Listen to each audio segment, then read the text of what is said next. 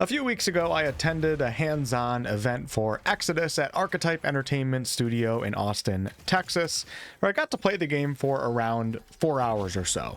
The first half of my session was focused on the game's opening hours and tutorial content, while the second half jumped ahead to some later game content that unfortunately, I can't really talk about just yet. Before I get into my impressions though, and as always, chapter markers below, I want to set some expectations. So I don't feel like I saw or experienced enough of Exodus to form many strong, definitive opinions here. Most of my time was spent playing missions, which are a core part of the experience, but still only one piece of the overall RPG pie. And on top of that, a lot of what we played was still a work in progress, so it's difficult to know exactly how representative it will be of the final game. Now, I did take a ton of notes while playing, only to find out afterwards that most of the specific details cannot be discussed yet. I can't really get too mad at Wizards or Archetype for that, as I should have asked beforehand. Lesson learned. But it was a bit of a smack of demotivation to work on this video, which is part of the reason why I'm late. With that said, I'll do the best that I can. So starting off with what was probably the biggest positive from my experience, the gameplay. I was genuinely surprised by how good the game actually felt to play. Going into the event, I actually wasn't expecting the game to feel as polished as it did when it comes to just general gameplay feel, especially considering that the game is still, of course, in development. But man, the core feel of the gameplay, it left me with a very positive impression. Everything from movement to combat felt really solid. You know, sprinting, crouching, using cover, aiming, firing your weapons, using abilities, and commanding my party. They all felt very fluid and responsive and satisfying. Even the traversal mechanics, like using the rail claw to swing across dangerous gaps, I would say felt good to use and were more fun than I expected. I even noticed some smaller details that might not sound important on paper, but they do add up. Keep in mind the video playing in the background is not my actual gameplay footage.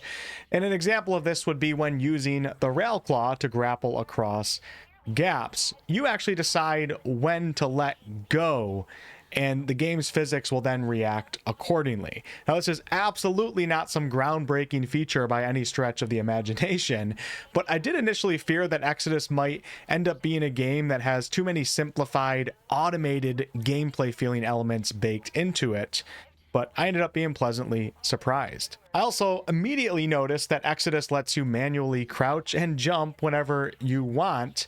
And the only reason why this is important to talk about is because several cover shooters out there don't actually give you that level of control over your character, including the Mass Effect trilogy. Having manual crouch opens up a lot of possibilities with the gameplay, and it makes stealth-focused playstyles feel more viable since you can actually sneak around.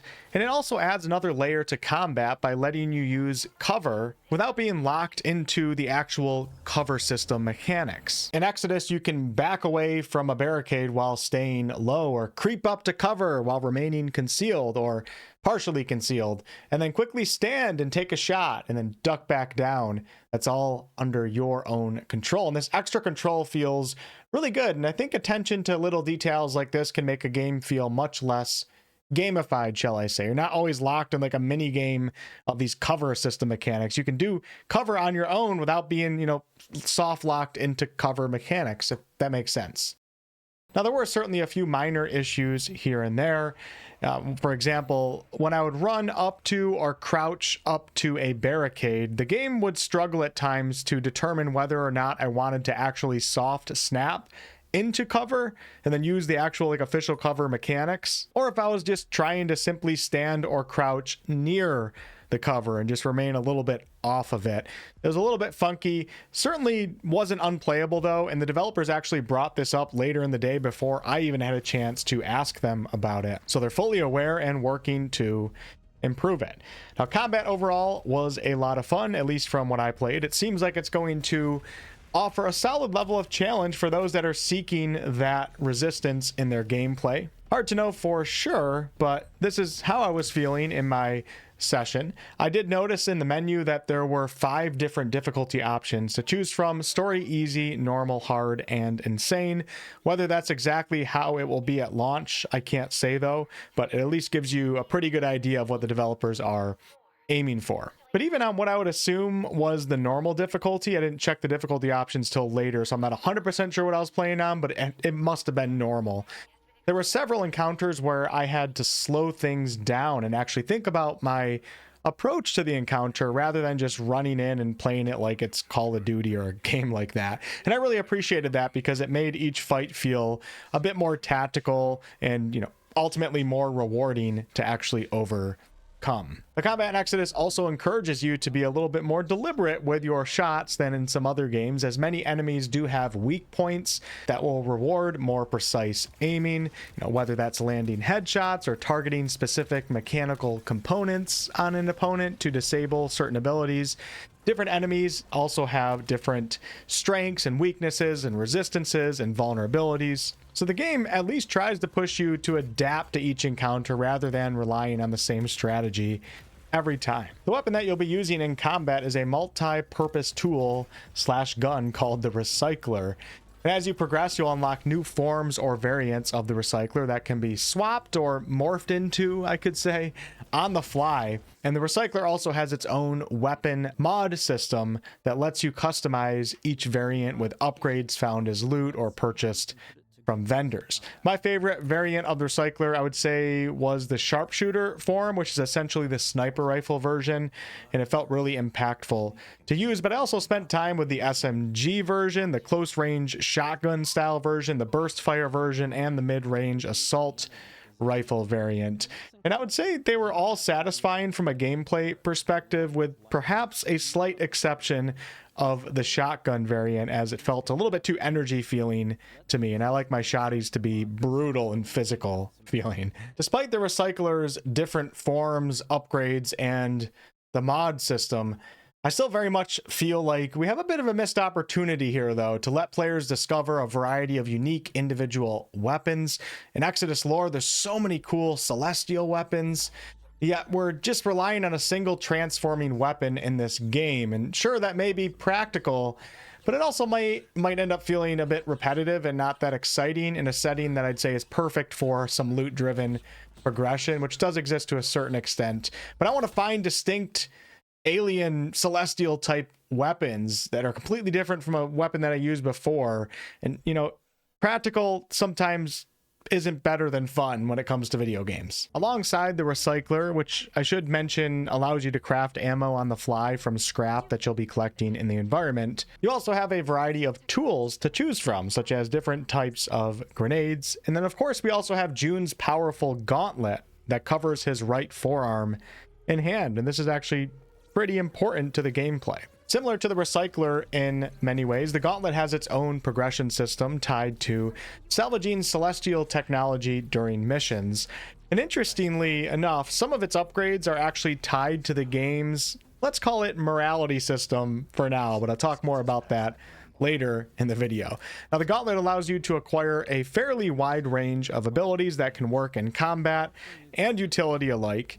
There's an ability that lets you manipulate limestone in the environment to create cover or bridge gaps. There's a powerful energy spear, a cloaking ability for stealth. You can deploy a sonic lure that allows you to distract opponents. You can scan the environment to learn lore and opponent stat details. My personal favorite was the Gauntlet's Petrify ability, which allows you to immobilize opponents. And then of course we have the Rail Claw, which we talked about earlier, that serves as a grappling hook. I got to use pretty much all of the abilities that I mentioned, at least, and not only did they feel smooth and satisfying, the Gauntlet itself felt valuable rather than being just a little gimmick. Now, beyond upgrading your Recycler and Gauntlet, which both have their own forms of progression, June also has a fairly extensive character skill tree. The version that we experienced and saw was still very much a work in progress, we were told, so I can't share many specifics here, but the tree was laid out in a large circular design with numerous interconnected nodes that were grouped into different sections. There isn't a traditional class system in Exodus, which to me is a little disappointing, especially considering that the tabletop RPG features some really unique classes and subclasses.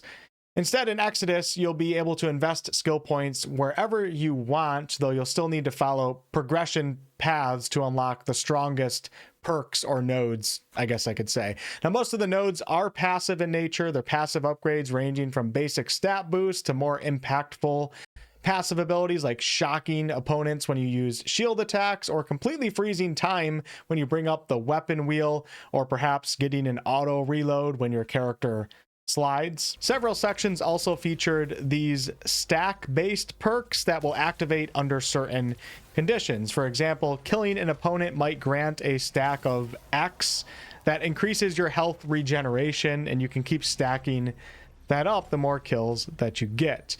Now, there are also a few nodes that unlocked higher upgrade tiers for the recycler and also your tools, and being able to use more tools, stuff like that, which allows for further specialization into a preferred playstyle. And while I can't go into too many details, let me just kind of lay out the different section ideas and kind of what type of builds they represent, so you can get some sort of idea and maybe partially start planning ahead. So one section of the skill tree focused on more traditional soldier style perks like increased armor, health, damage, crit chance, faster reloads, and even improved mobility. Another section specialized in June's energy shield. We had a section focused on his Gauntlet abilities, or at least a few of them. A section focused on gathering intel on enemies. There was a section that was more stealth capability focused. And then also enhancing some of your tools like grenades was part of one of the sections. I can't remember which one. And then there was also a section on improving your ability to command companions, is how I'll put it for now. A lot of companion related stuff that your character can do, such as incentivizing the player to use commands for their companions, as it will grant, stacks of X. I'm just going to keep calling everything X because I can't give away details. So the more you use your companions in combat, your character and your party will gain stacks of something, which can be quite powerful. Overall, I was happy with the size of the skill tree, and there were some interesting nodes throughout it for sure, but the vast majority of nodes were passive bonuses, and I think the system would be much more exciting if it included unique active abilities that couldn't be unlocked anywhere else. Like, you get it from investing in the skill tree this far, and you have the special unique ability.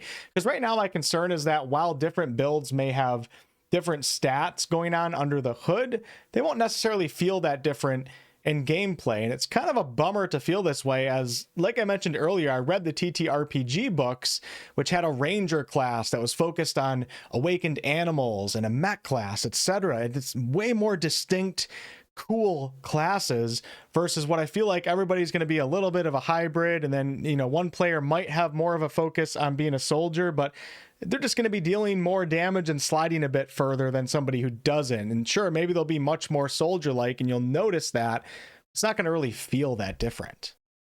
I do want to mention, though, that there were a few nodes that appeared to require that your June is a part of a specific oath, which brings us to one of Exodus's most intriguing systems.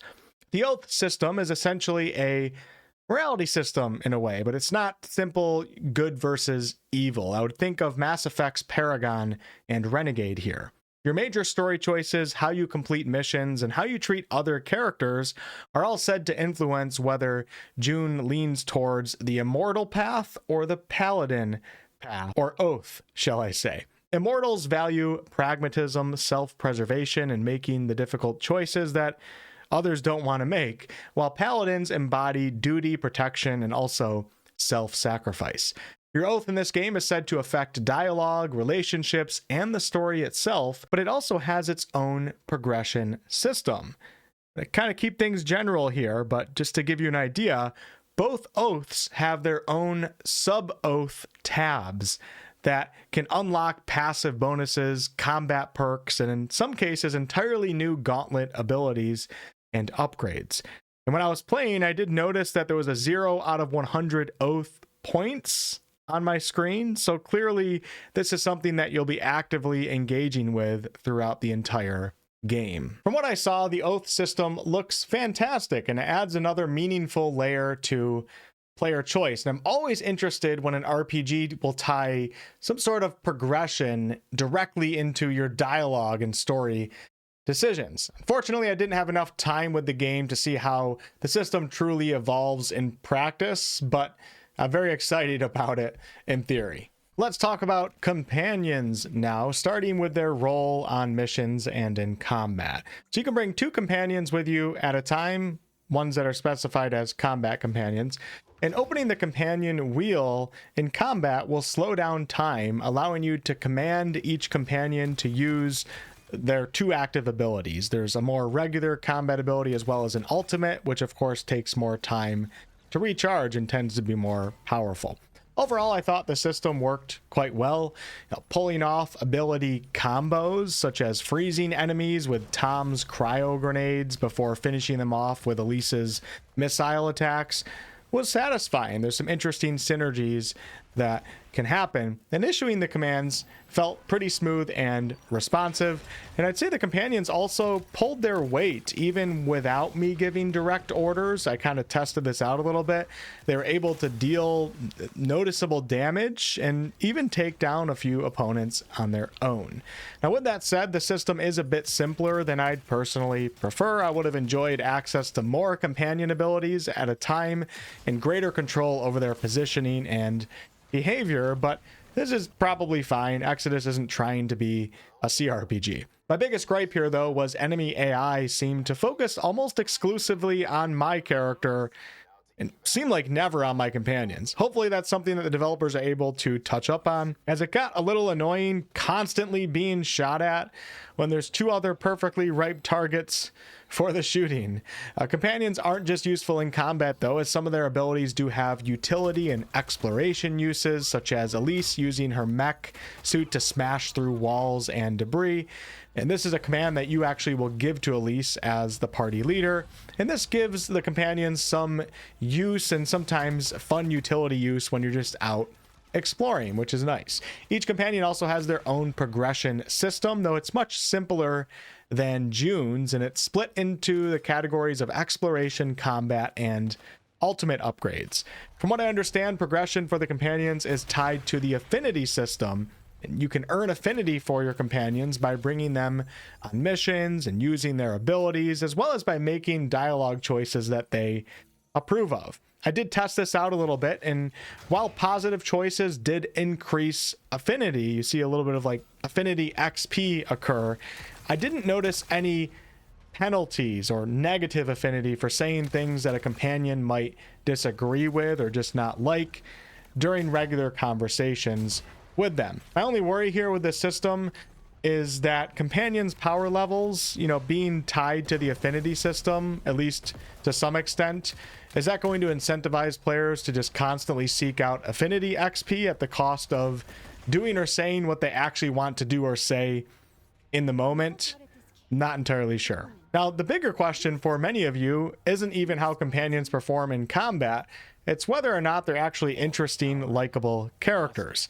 And unfortunately, because most of my hands-on time was spent on missions, I didn't really get enough story content or dialogue content or central hub content with them to form any sort of strong opinion here on basically any of them, or even to see how reactive they are to your choices. With that said, my impressions haven't changed that much from before. The companions that I'm most excited about are still the non-human ones. Houston, the Awakened Wolf, of course, for obvious reasons. I did actually talk to Houston a couple of times, and he had a likable, interesting personality, I'd say, and a really cool wolf design. And since he's been with June since before the events of when we jump into the game itself, I'm actually looking forward to seeing that relationship further develop, but also perhaps learn a little bit about their past together. And then, of course, Salt, the Awakened Octopus, piloting a mech. Creative, cool concept that actually makes a ton of sense in this universe. And also just very intrigued at the more mysterious companions like 𝑁𝑜𝑡𝑒, who is a Deva Celestial, and of course, whatever the heck CC Orlev is, but I didn't really get to experience either of them in my hands-on experience. The human companions, on the other hand, haven't really grabbed my attention yet. Their designs feel kind of safe, a little on the boring side and predictable, so they're going to have to win me over through their writing rather than my first impressions. One area that did stand out, though, with the humans in general was their face models. I agree with the common criticism that is going around that several characters have faces that look a bit unnatural, whether that's due to proportions or textures or both. I'm not entirely sure. It wasn't something that ruined my hands-on experience, but it was noticeable enough that I think it's worth improving on. And actually, I think it is slightly improved from before my hands-on time, and the cutscenes definitely look better, but there's still some work to be done. Mal June is probably the biggest example here, in my opinion, which is unfortunate as he's the face of the game. His face has an oddly lifted look around the cheeks, like he got some plastic surgery or something. It's almost like he was designed to try to be multiple different faces at once, which looks really unnatural. Instead of just committing to a strong visual identity, just make a badass looking dude and a lot of us will be happy. Like, how did it go from this, which is the old artwork, to this? Like the old picture of Mal June right here, I'm assuming it's Mal June. This is pretty good. Mal June and Sullivan feel like they just came off their annual K-pop tour. That's not exactly what I'm looking for in my RPGs. Now, we do know that there will be some character customization at launch for your male or female June, but from everything we've heard, it sounds like those options will be fairly limited, so June, I think, will remain recognizable as the same character regardless of customization choices, with the exception, of course, of choosing male versus female. But back to the human designs, it's kind of unfortunate because some of the creatures in this game look so good, like the awakened animals, and there's also this other creature and some of the celestials. They did such a good job. But the humans, there's just something off. They need some more time in the oven. One thing that stood out to me, and we can see this on the Exodus website, is that companions are separated into story companions and combat companions. Now, based on both my playtime and the gameplay that we've seen, the combat companions are the ones that you can actually take on missions with you, while the story companions, I'm going to assume, primarily stay behind in the central hub or on your ship or something. And I was told that this is still subject to change, so don't necessarily just take everything as it is right here on the website. You might actually see this switch up a little bit, but it's important that we give our feedback now. So personally, the way that they have it right now, to me, is a little disappointing because many of the characters that I'm most interested in appear to actually be the story companions. Those are the cool companions, in my opinion, with the exception of perhaps Salt.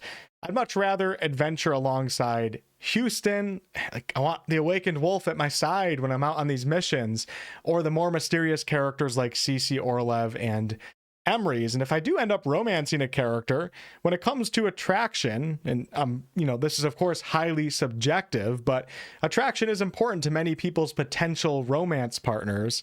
For myself, the two ladies that I would potentially be interested in when it comes to attraction appear to both be story companions at this time.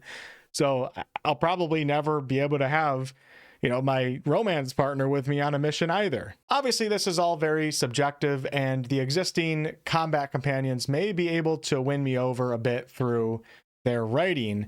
But based on first impressions, I think Exodus has some of its most compelling characters sitting on, I'm hesitant to say this, but the sidelines a bit. And I'd love to see players be given some more flexibility in who they can take into the field with them. And this is a good time to transition into the game's overall tone. So some people raise concerns after Phaedra's dialogue reveal that Exodus might lean too heavily into the lighthearted, yippity-yip Pixar feeling characters and tone. I can totally understand where that concern comes from. However, after actually playing, at least during my playtime, I didn't really get the impression that this was going to be that kind of game. Now, there are lighter moments, sure, and maybe a sprinkle of cringe dialogue here and there as well, but I also experienced plenty of darker, more somber scenes that carried what I felt like was real weight behind them. So personally, I'd still prefer the tone to skew a bit darker and grittier, but I didn't actually leave feeling too worried about that, so take that as you will. But moving on, just like the core gameplay feel that I talked about earlier in the video, another area of the game where I'm feeling genuinely confident about is the lore and world building.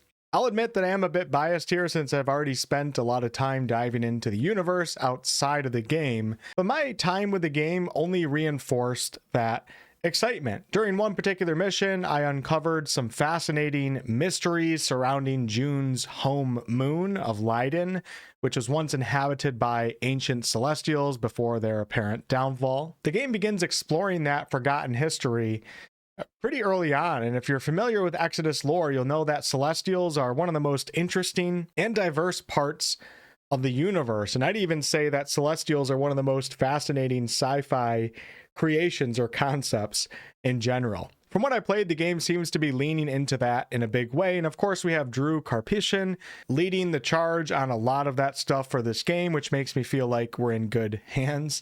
I also got to encounter a creature called, I might be pronouncing it wrong, a 𝑐𝑙𝑝𝑠 or something like that, which I had previously read about in the lore, and seeing these concepts brought to life in a video game I thought was really cool. Highly recommend reading Peter F. Hamilton's 2 Exodus novels before playing the game, as they're both out now, and they do have audio versions. Now, there's one major aspect of Exodus that I walked away unconvinced by, and that was Persepolis, the game's central hub city.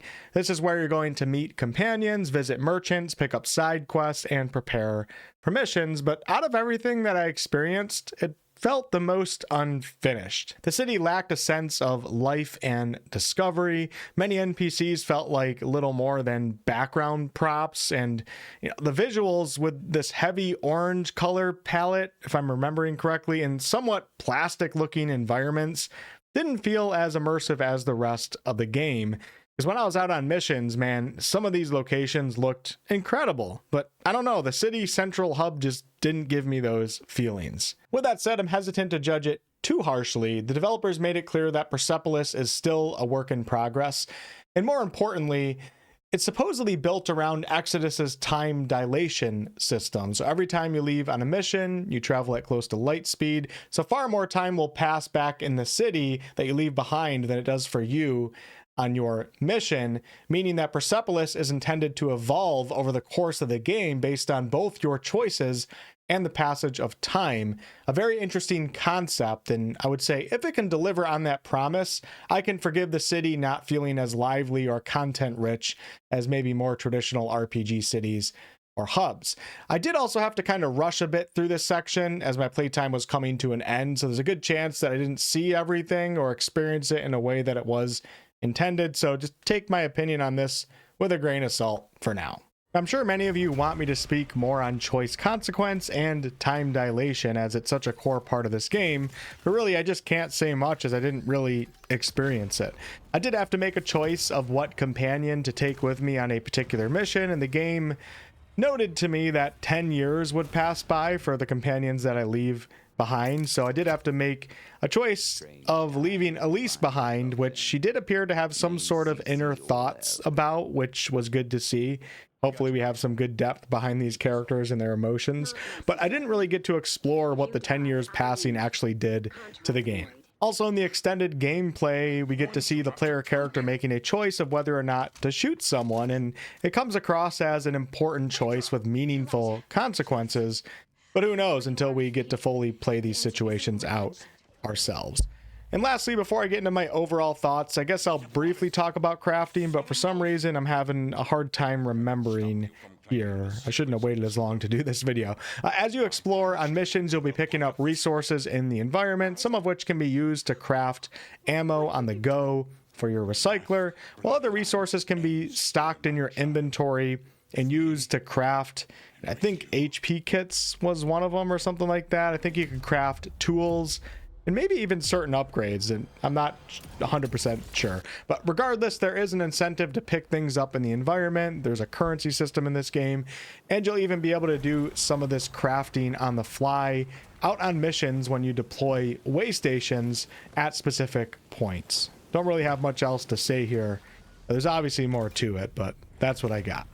So those are my overall thoughts after spending maybe close to 4 hours with Exodus. Probably a little less, actually, because I spent so much time taking notes that I couldn't really talk about. As it stands, though, I'd say I'm leaning positive for this game. The core gameplay and the world building and the lore were big highlights for myself, while several other systems like the oath system, time dilation, choice consequence system, the overall story, they sound promising in theory, but I just simply didn't get enough time to experience them.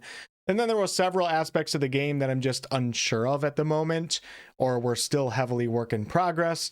And of course, I have a few concerns as well, such as the human companions, their writing and designs, and how the companion system plays out with who you can actually take with you. Will we be satisfied with that? I have concerns over the recycler weapon being too repetitive feeling over the course of the game, and build-wise, June's character skill tree not allowing for true distinct builds like a more traditional class system would is a concern of mine as well. Overall, though, if I averaged all those feelings out, I feel like I'm leaning positive, and I walked away feeling more excited about Exodus than I was before I played it, and I think that's important to acknowledge, and I'm also looking forward to continuing to cover it on the channel, something I don't do for games that I'm not genuinely interested in. I do hope that Archetype is allotted the time that they need to truly finish this game up in the right way, because if they're willing and able to make some notable improvements and changes based on common feedback, early 2026 to me seems a bit too early.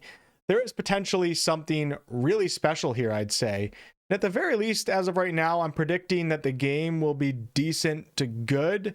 But I don't know about you all. I want an amazing game, not just a decent one. So really rooting for the team here to get it done, to have the resources and time to get it done. If you enjoyed this video, be sure to leave your thoughts down below in the comments. I'd love to hear what you guys are thinking. And the closer that we get to launch, the less likely feedback will be able to be considered and or implemented. So comment away. And yeah, thank you to Wizards and Archetype for letting me play the game. Hopefully I get more chances to play it in the future to bring you guys the updates. Yippity yip!